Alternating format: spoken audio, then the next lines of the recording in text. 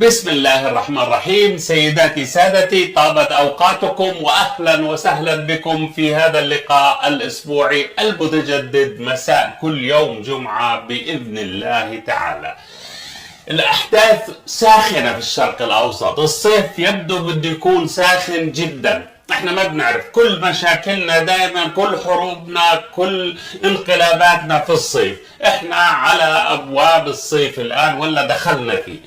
أحداث كثيرة، يعني زيارة بلينكن للسعودية اللي حاول فيها أنه يفرض التطبيع بين السعودية وإسرائيل، يحاول يغري السعودية يرجع العلاقة، ولا قدر إشي. بالعكس، شيء تسريبات بتقول أن السعودية هددت أمريكا اقتصاديا. لكن هذا الموضوع احنا بنرجع له. اليوم بدي احكي عن موضوعين، نبعد لكم شويه عن اوكرانيا والهجوم المضاد ومش عارف الاسماء المدن هاي الخراكوف وكلام. بدنا نرجع للمنطقه. في تطورات مهمه كبيره. اول تطور اللي هي عمليه معبر عوجة اللي نفذها الشاب الجندي المصري الشهيد اللي هو محمد صلاح. قتل 3 إسرائيليين وأصاب 1، وكان يعني جاهز لحرب. فتح جيش واحد، يعني جيش مكون من جندي واحد. يا الله قديش أربك إسرائيل، يا الله قديش أربك دولة الاحتلال. فهذا موضوع مهم أبدا نحكي عنه. الموضوع الثاني اللي هو كشف إيران عن صاروخ فتاح. الله يفتح عليهم. صاروخ فتاح، على فكرة اسمه أخوي فتاح على أي حال، وأنا عشان هيك يعني مهتم بهالصاروخ، وأكيد أنتم مهتمين. صاروخ فتاح هذا مسافته 1400 كيلو متر، بيحمل رأس متطور جدا، ذكاء اصطناعي، ويستطيع أن يصل إلى تل أبيب في 4 دقائق. 4 دقائق فقط. يعني ما بيقولوا هيك بتلحلح شوية بيكون الدنيا خلصت. طيب، لكن نرجع لموضوع محمد صلاح، الشهيد محمد صلاح.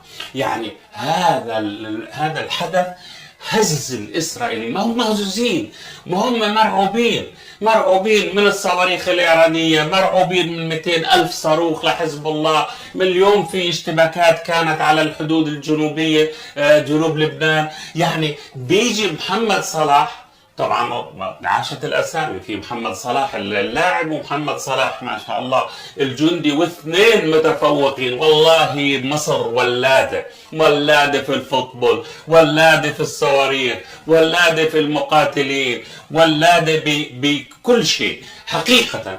بس اصبروا شويه، يعني في مرحله سيئه وحتمر هاي. طيب، محمد صلاح جندي معاه كلاشينكوف قديم، تجاوز الحدود بين مصر وفي سيناء وبين دولة الاحتلال، تجاوزها وهاجم الساعة 4 الفجر، وهاجم اللي هو موقع للجيش الإسرائيلي. دخل عليهم، قتل 1 مجند ومجندة، كويس. وبعدين راح كمان واصطدم مع اللي هو دورية إسرائيلية، وقتل 1 وأصاب 1 ثاني. تخيل، جندي واحد. وبعدين مين اللي قتلهم؟ محمد صلاح، اللي هو جنود إسرائيليين. ما قتل مدنيين، ما قتل طفل التميمي اللي رضيع اللي عمره أقل من 2 في نفس الفترة. شوفوا، هم بيقتلوا أطفال، بيقتلوا نساء، بدمروا بيوت، يعني وبشردوا عالم، وبيعملوا رعب، كويس، وبيبنوا مستوطنات. محمد صلاح بيجي بيعمل عملية، بيواجه جنود قمة الانضباط العسكري. يعني ما قتل. في سواح كثير في سيناء، في سواح كثير في شرم الشيخ، ما راح اعتادوا على السياح ولا على مدنيين، راح ركز على الجنود الإسرائيليين. طب كيف الآن؟ يعني إسرائيل في حالة يعني حيث بيز زي ما بيقولوا، مربوكين. طب وين السلام؟ وين اتفاقيات كامب ديفيد؟ وين احنا وعلاقتنا مع مصر؟ ما في سلام. لم يكون هناك سلام، والله لا اللي هي هاي الحواجز الترابية ولا الإسمنتية ولا الشائكة تحمي الإسرائيليين على الإطلاق. السلام بيجي بعد ما يحصل الشعب الفلسطيني على حقوقه كاملة ويستعيد أراضيه وينهي هذا الاحتلال الظالم، هذا سلام. بعد هيك اعمل اللي بدكم اياه. لكن في محمد صلاح، كثير من محمد صلاح، في 110 مليون مصري كلهم محمد صلاح. يعني تصوروا كيف الإعلام العربي تعامل مع المسألة. يعني لو كانت هاي صارت قبل مثلا 20 سنة 30 سنة كان قلبت الدنيا يعني. لكن زي خاطر سليمان خاطر يعني ولا تعتيم كامل، كل الإعلام المطبع وغير المطبع ولا واحد حكى عن هذا الموضوع على الإطلاق. أنا لفت نظري اللي هو مراسل القناة ال14 الإسرائيلية، وهذا قريب جدا من نتنياهو، هذا القناة المفضل لنتنياهو. قال يعني إنه الجندي والمجندة كانوا في وضع جنسي ابدا، مخدرات وحشيش وجنس. طب هذا كيف جيش بده والله يقهر العالم كله؟ كيف هذا الجيش بده يرجع لبنان للعصر الحجري زي ما حكى يواف جولانت او غالنت اللي هو وزير الدفاع الاسرائيلي؟ وهذا بخلينا نحكي عن الصواريخ الايرانيه، عن صاروخ فتاح وعن صاروخ خيبر. إيران أعلنت بأنه هي طورت صاروخ فتاح. هذا فتاح زي ما قلت الله يفتح عليكم مدى 1400 كيلو متر يعني، وبعدين عنده رأس متحرك. هذا صاروخ باليستي عنده رأس متحرك لا يمكن تستطيع الصواريخ المضادة إنها تسيطر عليه على الإطلاق أو توقعه. وكيف بتلحق؟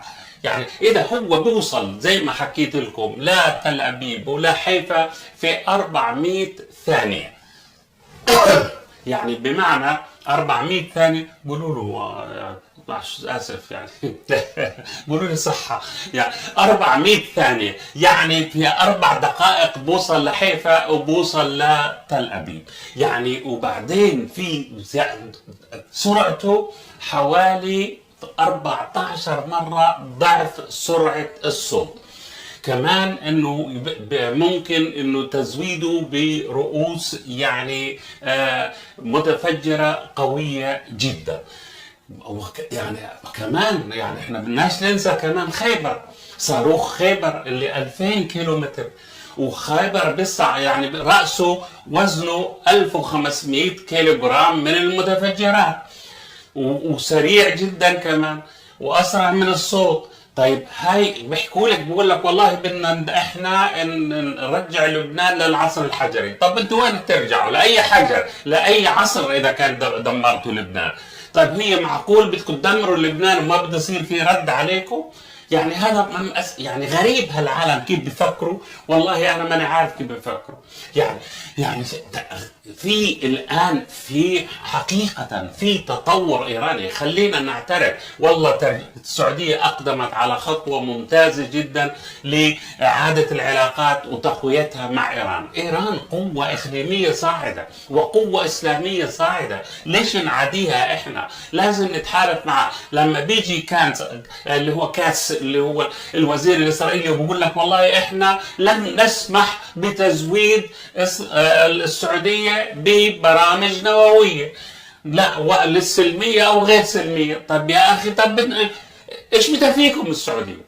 ما السعوديه عندها الصين وعندها روسيا وعندها ايران الان، وبكره حيصير عندها كمان كوريا الشماليه. كل هاي تكنولوجيا الصواريخ من سواء الشهاب سواء ذو الفقار سواء فتاح سواء خيبر، هذه كلها بمساعده حلفاء ايران.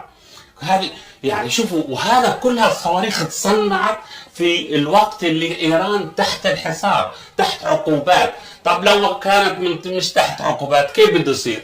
فهاي المسألة يعني في تغيير جذري بيصير في المنطقة الآن، إنه مع عادة إسرائيل ولا يعني تخيلوا كل هالصواريخ هذه حتى حتى شهاب واحد واثنين وثلاثة وذو الفقار اللي مداها قصير يعني 500 كيلومتر ل 1000 كيلومتر، هاي ما بتقدر اللي هي صواريخ القبب الحديدية تصدى لها، ما بتقدر حتى كمان مقلاع داوود اللي طلعوا لنا فيه كمان ولا السهم كمان اللي هاي بتقدر تتصدى لها. فالآن إسرائيل أصبحت مكشوفة.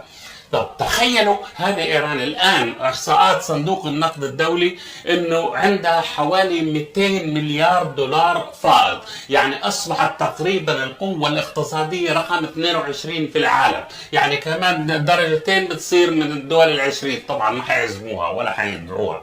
فالمسألة إنه هذا كله تحت الحصار. طب إحنا عندنا 4 دول عربية مش تحت الحصار، عندنا مصر وعندنا الأردن وعندنا السودان وعندنا المغرب. طيب هاي 4 دول كلها تحت مش محاصرة زي ما إيران محاصرة. طيب إيش لا طورت برامج صاروخية ولا برامج نووية ولا اقتصاد قوي ولا يعني اللي هو تحقيق الاكتفاء الذاتي ولا شيء، ديون ومصايب وعملات نازله في الحضيض، كل هذا بدون ما يكونوا انه عندهم يعني وهذا هم مش تحت الحصار زي ايران مثلا.